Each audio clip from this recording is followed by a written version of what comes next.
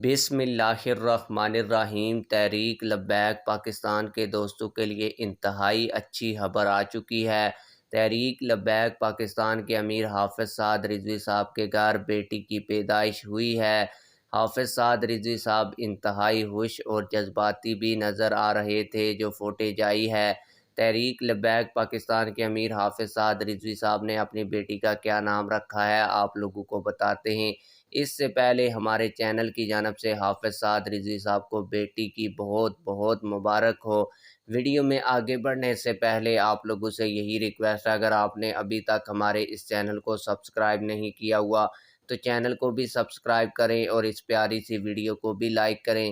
آپ لوگوں کو بتاتا چلوں کہ حافظ سعد رضوی صاحب فوٹیج میں اپنی بیٹی کو اٹھائے ہوئے ہیں اور بیٹی کے ہاتھ میں انہوں نے موبائل دیا ہے جس میں علامہ خادم حسین رضوی صاحب کی تصویر ہے۔